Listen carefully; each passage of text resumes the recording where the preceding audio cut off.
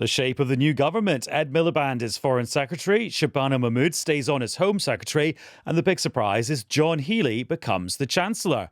Plus, Angela Rayner and Wes Streeting are back in the Cabinet. That and a whole lot more to unpack as Andy Burnham announces his top team. Much to discuss on the latest episode of Newscast. Hello, it's Adam in the Newscast studio. And it is Chris at Westminster. And we're recording this second helping of Newscast at 12 minutes to 11 on Monday evening, which means, Chris, you're entering your, 17th hour? Yeah, something like that. The thing is, it's not a wildly longer day than normal, really. In fact, it's just been one long hour. There's just been quite a lot going on within it. So, yes. Yeah, it's been a lively day or two. And if you would like to hear some of the liveliness from lunchtime when Chris and I were in the street, as it's known in Westminster, with Laura and Faisal just after Andy Burnham had done his inaugural address. I don't mean inaugural, that sounds like his American president, doesn't it? I just mean his first address to the nation as Prime Minister. That episode of Newscast is in the feeds right now. Okay, Chris, let's pick up where we left off. So there was a bit of a lull for a couple of hours where the PM was doing his sort of security briefing stuff. He called Donald Trump. He did. So he called Donald Trump. Or Donald Trump called him. Was it that way around? They spoke. They spoke. There we go. I'm going to try and find, this is one of those days where for me to find the little note that we were sent about that, I'm going to have to scroll several pages. I know that they had a bit of banter about England's performance at the World Cup. Yes, they did. Did they agree that England had done well? They agreed that England had done well. Right. I wonder if they... So start with the easy stuff. No, exactly. I'm now seeing if I can find this note about Donald Trump, and I've got off to a spectacular start on this episode. Yeah, and then didn't he also... Hasn't the PM also invited Donald Trump, or said he hopes to show him Manchester as soon as possible? He has. I've just found it. So here we go. Like a cold spring. The Prime Minister began by congratulating the President on a successful World Cup and agreed that England had an excellent tournament. So he's agreeing with the President about England having an excellent tournament. And yes, the Prime Minister also hoped that he would be able to show the President what Manchester had to offer during a visit in the future. You'll recall that when President Trump was asked about Andy Burnham a couple of weeks back, he described him as having been mayor of a town, which is not how you would accurately describe Manchester, let alone the wider kind of Greater Manchester region. Coming up in the next few years, the UK is actually hosting a couple of international summits. So I just wonder if it may be that one of those turns out to be in Manchester. Oh, we've just had an email from number 10 with the latest batch of appointments, because this process of appointing all the ministers is taking Wes Streeting is the Secretary of State for Defence. Yes, that was the appointment I was expecting, given how everything else had emerged. He'd been in Downing Street for a long time. It was like a kind of nocturnal reshuffle going on. The thing is, because the Prime Minister's making a load of these international calls, so he's also spoken to the Chancellor of Germany, the President of France, and the Secretary General of NATO. And I guess he's doing these whilst he's got all of these ministerial wannabes kind of loitering in the house. Yeah. So who else is on this list? Miatta van Buller is going to be the Secretary of State for Energy Security and Net Zero. That's the job that Ed Miliband used to do. Angela Eagle is the new Environment Secretary, so she'll replace Emma Reynolds. And Alex Norris, who was a Home Office Minister, is becoming the Justice Secretary and the Lord Chancellor. And then, as you say, Wes Streeting as Defence Secretary. So I think in Cabinet posts, we're not quite there because we haven't yet had the Scotland, Wales and Northern Ireland post. There are still quite a few people as we record at 10 to 11 at night in the building still. So Douglas Alexander, for instance, who was the Scottish Secretary, is still in the building as we record. But they're getting there with the cabinet level appointments. Loads more at a more junior ministerial level still to come.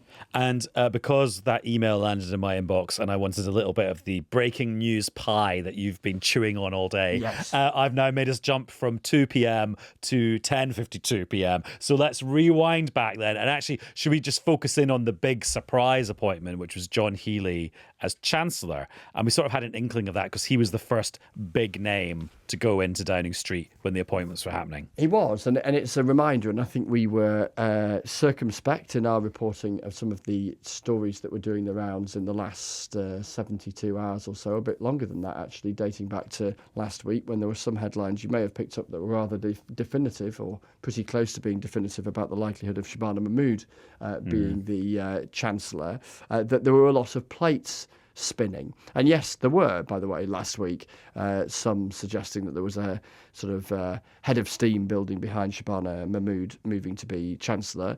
She was always pretty keen, I understand, to carry on as Home Secretary, and she does carry on as Home Secretary. The other name that was mentioned as a potential future Chancellor was Ed Miliband. There was quite a lot of negative briefing about the prospect of that from within the Labour Party and the trades unions and business and plenty of places. So it is John Healey. John Healey, who was Defence Secretary until he resigned. And you'll recall that he resigned with a real old potshot at, yes, you guessed it, the Treasury, for, in his view, not respecting the value of defence in terms of it being a growth sector for the economy. He criticised what he described as Treasury orthodoxy and suggested that they didn't really understand how important it was to properly fund our armed forces. And now he's the guy who's going to run the Treasury and try and work out if he can find the money that he was previously accusing the department he now leads of not providing to him in his previous job. Yeah, I think three things with John Healey being appointed as Chancellor, alongside the fact that it was a bit of a surprise. Number one, it just puts a cap on that whole factional stuff that could have happened if Shabana Mahmood had been appointed Chancellor, which might have annoyed the left, and if Ed Miliband had been appointed Chancellor, which might have annoyed the right and the unions. Then I also just think, is he going to find all that money for defence that as Defence Secretary he wanted, or does he bottle it as Chancellor when he's got to look at the books? And third of all, he's got to catch up a bit, because he's not been at the Treasury for a long time, because he was last a minister there under Gordon Brown. Yeah, all of that. And Did you get the theme there? No, I didn't. What was the theme? Cap on. I see. Catch up. And what was the other one? I've even forgotten my own gags. And bottled. There we go. It's a reference to the fact he takes HP sauce with him everywhere. I see. As confirmed on Newscast. You've had a long day and you're not listening out for the subtleties. That subtlety had washed I've been working over on me. that. I've been working on that since 5:10. That was it was much appreciated, but perhaps not as sufficiently appreciated by me as it ought to have been. That's fine. Thank you very much. It was a work of genius. But I suppose, and then as you were saying, so Shabana Mahmood stays at Home Secretary, and you can see she was obviously very, very happy about that, because the pictures of her getting out of her ministerial car and hugging the senior civil servant at the Home Office when she went back to the office, she looked very, very, very pleased. Yeah, exactly. So she is back. It was quite notable, I thought, that both she and Ed Miliband arrived in Downing Street together, given the volume of briefing that there's been in recent days about the two of them being rivals for a job that in the end neither of them got. Probably, broadly speaking, Shabana Mahmood being relieved about that, and Ed Miliband disappointed. But nonetheless, Ed Miliband becomes Foreign Secretary, and so ends up doing the job that his brother used to do, and that some were suggesting his brother might end up doing again. David Miliband, who you'll recall left Parliament after being beaten by his brother to the Labour leadership back in 2010, went out to New York to lead the International Rescue Committee, and there was talk of whether or not he might be brought back into a seat in the House of Lords and then become a cabinet minister that way, but that hasn't happened, and his brother is now Foreign Secretary. And you had a little chat with him in Downing Street on behalf of all the broadcasters. You take on a difficult task with a tricky, to put it mildly, tricky international backdrop. It's the honour of my life to have been asked by the Prime Minister to be the Foreign Secretary of our country. My parents came here as Jewish refugees fleeing from the Nazis, and for them Britain provided sanctuary and a beacon of hope in the fight against fascism. At a time when values of democracy, the rule of law and freedom are under threat as never before, I will carry that spirit, their spirit, into my work as Foreign Secretary, and now I'm going to go and get on with the task. And thank you so much. Ukraine remains as steadfast as ever, does it, Foreign Secretary? I did, yes, Adam. And these moments they're sort of wonderfully fluid on days like this, because sometimes, you try and get an interview with a Secretary of State or whatever, and you ring up their team, and to use the jargon of our trade, you put a bid in, an interview request in, and sometimes it comes back, sometimes it doesn't, sometimes it comes back 3 months later, or whatever, even 3 hours later. There I was in the street, and somebody just tapped me on the shoulder and said, is that microphone usable? I said, yes. And Jack, your camera operator, Jack had been talking to them already. Just walk up to the fence. Someone's going to walk out and they'll walk towards you. I said, who? They said, it'll be obvious. And then the door opens and Ed Miliband walks towards me. Mercifully, I knew at that point the job that he'd got. Yeah. Because you don't really want to ask them what job you've got. So he came out, talked about his pride in getting the job, reflected on his parents. He lost his mum recently, did Ed Miliband, talking about them arriving in the UK. To be honest, he gave me one of those answers where it wouldn't have. I don't mean this to be rude to him. He's a very personable chap, but a somewhat prepared statement. Yes, he would have given me the answer I gave him if I'd asked him, how much a tub of lard was. So I got the answer that I asked him a question about foreign policy, but I got the answer that I got anyway. I mean that's a big job for him. It's going to be interesting to see what Andy Burnham does around what was his policy brief, now taken on by Mieta Fanbulla, around the North Sea, because we expect there to be a more liberal, not wildly more liberal, because it will be within the confines of the Labour manifesto, but a more liberal attitude about drilling for oil and gas in the North Sea. Yeah, and when people say, oh, Ed Miliband, what does he know about foreign affairs? I just think all the climate jobs he's done, that's a lot of foreign affairs. I mean, remember, he was there with Gordon Brown at that disastrous COP in Denmark in the new Labour years, which has sort of gone down in the annals of history as like a terrible diplomatic event. So he knows what it's like to go to a big summit and have like America and China arguing with each other. Yeah, the nature of his previous brief, not entirely, but was significantly an international one, wasn't it? Yeah. Although I do think that thing he said about his parents suggests Britain will not be in the forefront of reforming the Refugee Convention. Given the emphasis that he placed upon that and his desire to come out and talk to us, I did think that was interesting. Because obviously in these moments, they don't have to come and talk to us. Shabana Mahmood didn't. She just smiled and walked straight past us. He chose to come out and clearly knew what he wanted to say, which these things are an indicator, absolutely. And Shabana Mahmood's retention at the Home Office means that presumably Andy Burnham is pressing ahead with the changes to the immigration system and the asylum system that she's already introducing. It would seem so, wouldn't it? Because that's underway. There was a splash of scepticism towards some of it when he was. I mean, it seems a long time ago now, but when he was on the by-election campaign trail in the Makerfield constituency. But clearly, I mean, I remember asking him this when he launched his campaign about the net migration numbers and whether they could come lower from their current number, and he said yes. So I think he recognises that in places like Makerfield and elsewhere, there is a real desire for Labour to be seen to be pretty robust, frankly, around a lot of this. And that Shabana Mahmood has made something of that politically, certainly robust within the context of what a Labour government might be up for doing. I guess their critics might suggest they could be considerably more so. So yeah, I mean, ultimately it is a endorsement of that, certainly in the big picture, isn't it? And then Yvette Cooper is going to health. A few raised eyebrows about that, but then actually health was one of the areas that the PM mentioned in his speech in Downing Street when he talked about building a preventative state. So he's clearly added that. So the idea of the health service being there to stop you getting ill in the first place and give you a healthy life rather than treating you when you aren't healthy is a sort of one of a new plank that he added into his platform, I think. Yeah, and another plank, if you like, on the CV, the extraordinary CV of Yvette Cooper in politics. So she's been Home Secretary, she's been Foreign Secretary, she's now Health Secretary. She had government jobs way back when Labour was last in government, ending in 2010. And there she goes, taking a really big job. It might not be one of the big jobs in, if you like, in the context of how Westminster looks at things when they talk about the great offices of state, two of which she occupied in the last 2 years.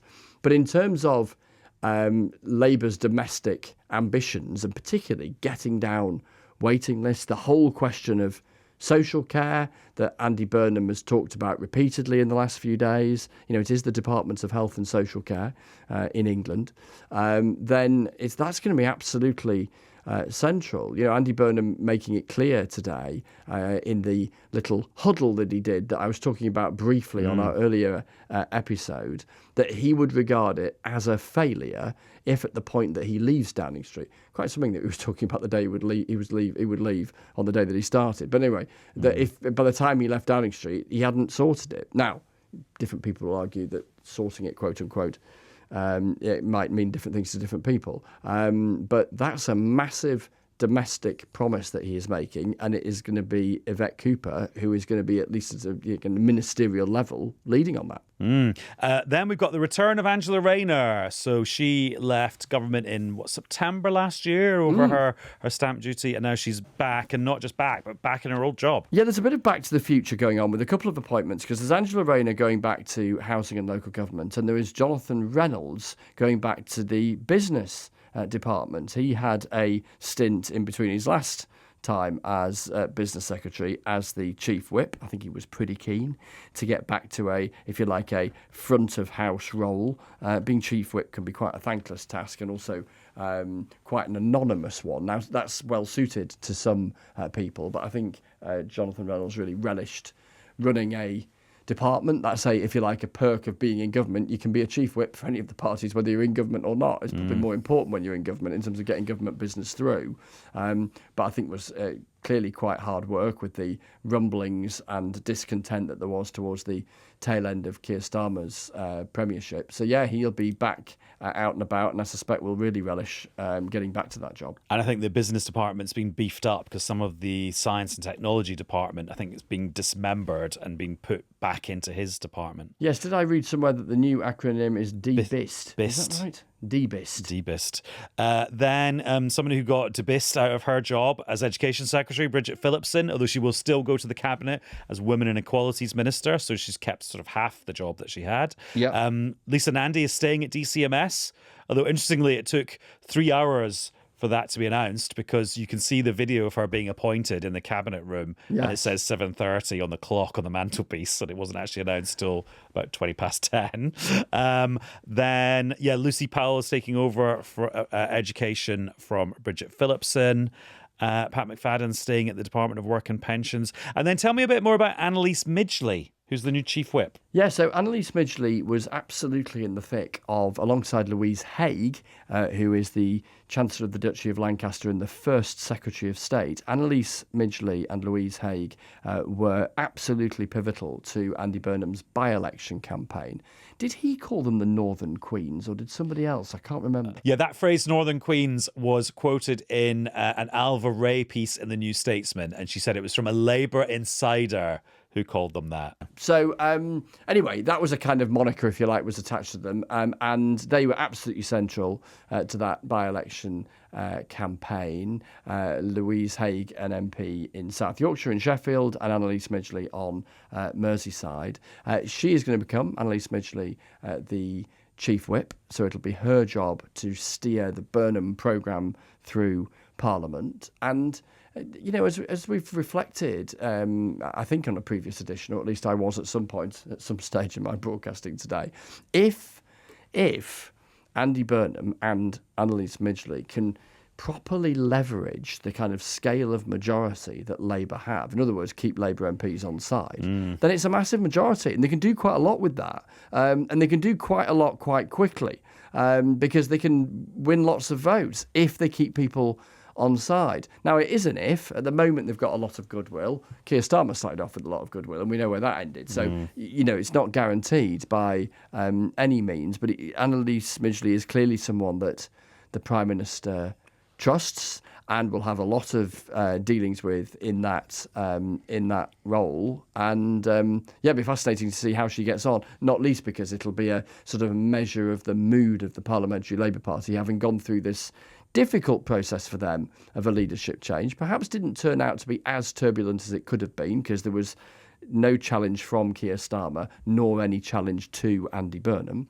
But nonetheless, these things are really difficult. So how does, particularly once we get to the autumn, how does the parliamentary Labour Party, what's its demeanour, its collective demeanour, if that's possible for 400 people. But, where is that, and where does that leave Andy Burnham's capacity to crack on with stuff? We should say First Secretary of State is that slightly weird job that has meant different things under different prime ministers. For Theresa May, for example, it was sort of like her deputy prime minister. But for other people, it's just a way of giving a senior cabinet minister a bit more seniority in the pecking order. So it remains to be seen what Louise Haig's version of First Secretary of State is going to be. For example, does she deputise for Andy Burnham at Prime Minister's Questions if he's away at a summit in the UN or something like that? Right, another email has landed. Oh, yeah. Stephen Kinnock is Secretary of State for Wales. Chris Bryant is Secretary of State for Northern Ireland. Ellie Reeves, Rachel Reeves' sister, is the Attorney General, who will attend Cabinet. Emma Reynolds will be Chief Secretary to the Treasury, so she's going back to the Treasury where she was. Kanishka Narayan is going to be Minister of State for Artificial Intelligence, jointly in the Cabinet Office and the Department for Digital Culture, Media and Sport, and he will go to the Cabinet. And Hamish Faulkner is going to be Minister of State in the Cabinet Office and the Foreign and Commonwealth Development Office, because he's going to be doing European relations and intergovernmental relations. Heidi Alexander stays as the Secretary of State for Transport. Douglas Alexander stays as the Scotland Secretary. Sir Alan Campbell remains as Lord President of the Council and Leader of the House of Commons. Baroness Smith stays as Leader of the House of Lords. And Matthew Pennycook remains as the Housing Minister in the Ministry of Housing, Communities and Local Government, which means that Hilary Benn, Lord Hermer and Joe Stevens have left the government. Now, what is intriguing about that is that, well, firstly, now, I'm just unpicking this as I scroll down. So those who are being kept in office is interesting, because there's obviously the alternative for an incoming Prime Minister to shake things up and move people on. It's interesting that Matthew Pennycook is not only keeping that job, but will now attend Cabinet, which I assume is why he was called in tonight, rather than potentially retaining his job and us discovering that, maybe him discovering that tomorrow, when lots of other ministers at below Cabinet rank will discover their fate. The Hamish Faulkner job is interesting, because that's the job that was being done by Nick Thomas-Symonds. That is the job in the thick of conversations with the European Union. And there is a UK-EU summit that's due to happen at some point that got pushed back because of the collapse of Keir Starmer's government. And then you've got Stephen Kinnock rising to the cabinet for the first time. He was previously a health minister. So Chris Bryant taking on the Northern Ireland job, replacing Hilary Benn. One of the Reeves sisters remains attending cabinet as Attorney General, Ellie Reeves. Rachel Reeves was offered a cabinet job by the Prime Minister and turned it down. And as you say, Emma Reynolds still attending cabinet, no longer Environment Secretary, but now Chief Secretary of the Treasury. And then we do have a AI Minister attending cabinet, but it's not quite the same as a Cabinet Minister for AI, which I think is how in one or two places that was briefed. But things taking shape. Still loads of appointments for him to make in the next 24 hours or so, though, because there's an awful lot of ministers in the government, and most of them are not in the cabinet. And how you make all of that work, and who you bring in and who you get rid of, bluntly, not necessarily straightforward. And in terms of what's happening on Tuesday, that's the next rung of the ministerial ladder being appointed. And that's, as you said, loads and loads of jobs. Yeah. And Andy Burnham, as we were discussing at lunchtime, has promised his first big announcement, or it's actually his second big announcement, because his first big announcement today was about ending rough sleeping. But his second big announcement is about, he says, creating some breathing space for people on the cost of living, and how that will be funded. Yeah, so we will get that announcement first thing on Tuesday morning. So as newscasters, many newscasters are listening to this conversation, we may have some more details as far as that is concerned. We've also got the first cabinet meeting taking place at lunchtime. I suspect the cameras will be invited in for the opening words and pictures, because there'll be a certain novelty to seeing Andy Burnham leading a cabinet meeting, and no doubt reflecting on the announcement that we expect first thing on Tuesday morning. And then I think we'll see plenty more of him and various senior ministers in the rest of the week, with the number 10 North idea, and no doubt travelling around the UK, etc., etc. I think for the criticism that they received from some quarters about their sort of submarine tendencies in the last couple of weeks, Andy Burnham's appearances, both public and indeed in front of journalists, were pretty tightly limited. I think they are going to try and, if you like, counteract that critique by having him and his senior ministers out and about a fair old amount in the next week or two. And if any newscasters were out drinking in Kentish Town in North London, either this afternoon or this evening, did you see Keir Starmer, the former Prime Minister? Because he was out having some leaving drinks with Rachel Reeves and their team. And actually, that could have been a really big leaving drinks, because loads and loads and loads of his allies got the boot today. I'm thinking people like Steve Reed, Rachel Reeves, I mentioned she was there, some of the Uber loyalists. David Lammy. Yeah, gone. Steve Reed, you mentioned. Actually, when I was in the street this morning and Keir Starmer came out to do his valedictory thing, and there was a kind of horseshoe of supporters around him with a little gap so he could fit through the door and make his way to the lectern, for he had a lectern, unlike Andy Burnham. I was curious to see which ministers would be there to sort of see him off. And from what I could work out, I might have missed some because there was quite a lot of folk there, but from what I could work out, every single minister who was there was sacked, apart from Rachel Reeves, who was going to be moved on as Chancellor, but was offered another cabinet job and turned it down. So, Darren Jones is another one. Yeah. He put a picture on social media with a bottle of beer saying, "See you in September." So I think many of them, and it's difficult, of course, for so many of them, leaving jobs, around the cabinet table, around the British cabinet table. What a achievement to have done that. Perhaps anticipating these jobs are always vulnerable to the whims of a prime minister, or indeed the fall of a prime minister. But plenty of them might have anticipated doing those jobs for longer than it turned out, and so many of them, fair play, indulging in the good old British tradition when things don't go quite so well at work or whatever, which is you go for a drink. Well, I also wonder, and this is a scurrilous thing to say, and I'm just using it as a metaphor. I mean, Keir Starmer, when he was doing his departure speech, was talking as if he'd already had a half. Like, he was so chilled and sort of ready to sail off into the sunset, wasn't he? In a way that seemed much more relieved than you might expect for somebody who'd been turfed out. Yeah, in such a brutal way. Look, there's plenty of people in the outgoing government who feel really hurt by what has happened. We got a sense of that actually in Steve Reed's resignation post on social media, expressing a pride in his own loyalty to Keir Starmer and suggesting others had really not been. I'm. You know what? I've actually forgotten what you asked me now. Having said that, why start? I was just reflecting on how sort of chipper a Starmer seemed as he said goodbye. Look, people are hurt. But I suppose this was like his fifth version of a goodbye, wasn't it? Completely. People are hurt. He's hurt. Equally, I do think you've seen a more unbuttoned, perhaps more authentic Keir Starmer away from the microphones, in front of the microphones in more recent days, because the jeopardy had gone. He was no longer making the argument that he's been making in recent months, or indeed the last few years. He was, as you say, doing a variation on a number of kind of valedictory addresses, of which this last one was the last and final hurrah, I suppose. Right, Chris, I know you've got a couple more hours work that we're squeezing out of you, so good luck. I will crack on. See you soon. Talk to you soon. Cheers. And that's it for this second helping of Newscast for Monday the 20th of July, which was Andy Burnham's first day in Downing Street, and leads us seamlessly onto Tuesday the 21st of July, which in journalistic parlance will be his first full day as Prime Minister, with a big announcement coming to help with the cost of living. At least that's what he said it would be. Right, thanks for being with us multiple times today. We'll be back with another Newscast very soon. Bye-bye.